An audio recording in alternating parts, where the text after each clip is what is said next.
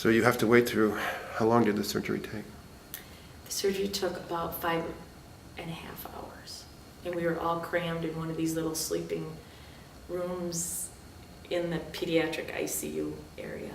They have some rooms just because it's pediatric for moms and dads. It's an ICU unit, and yep, they have a sleep area there and a bathroom with a shower and everything, but it's the ICU had just been refinished, and it was really spacious and very nice that we had that space available for us. And then we had computer use in a little like family waiting area with couch and phone system there that we could call anybody we wanted. She wakes up. She's a lot. She makes it to the surgery. Mm-hmm. What did they tell you?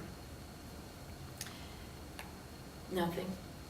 There's no prognosis. There's nothing. They just had told me what they found, and that they debrided the area, took the dura mater layer off, and took out all the debris that was there, and repacked her ethmoid sinuses up in her eyebrows, and because they don't want infection, and they were going to use her natural body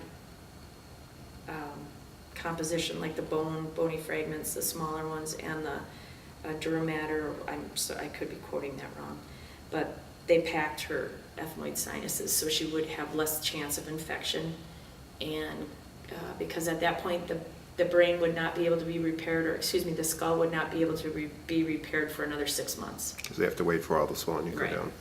Right. So their main worry was, did she have a sinus infection? Did she have a fever? Did she have, any dental work done recently? And so we went through the whole infectious control process of her admissions then. And when I saw her, she was back in the ICU, I should say, with her big C collar on, and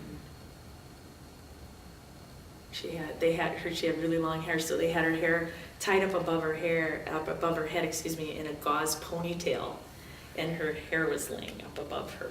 But they didn't shave her? They shaved like a headband piece right across the front. And she was all bandaged up, of course, at that time and everything. They would cut above her what would be her natural hairline for Right. They went up incision? They went up about 2 inches past the incision and cut it like that. To some degree, what they removed in her skull is something they might have taken off anyway, just to relieve the pressure. Did they tell you that? No. What they had mentioned is that they took out anything that they could debride that they thought would impede the healing process of the brain, and the dura mater they tried to repair as best they could, so that there wouldn't be that infection process going on. And that, of course, then any of the bony processes that were left where the brain was still swelling and coming through, they made smooth so it wouldn't interfere with any of the brain tissue. So it's now morning. She made it to the surgery, but no answers, just waiting. What are you hearing from your husband? Nothing. Any family members left behind? Well, on my way down, thank goodness for cell phones, and we're talking old Motorola's. I felt like James T. Kirk. That's what my phone did. I called his family, which was his brother and sister-in-law and other brother were coming back from Tomahawk, and their family's big hockey people. So they were coming back from a tournament, and I had called them, and I don't know if I was talking so calm that people just didn't believe me, or they just didn't understand the severity of things. I said, you need to visit your brother, you need to go to the hospital. I said, I need somebody there for him because he's going to be going through all sorts of horrible thoughts and ideas, and not even knowing the extent of his injuries until, oh boy, it was at least 2 days later till I found out what his status was completely, because when I would talk to him, he was so in and out of it at times that I didn't even know if he heard a word I said.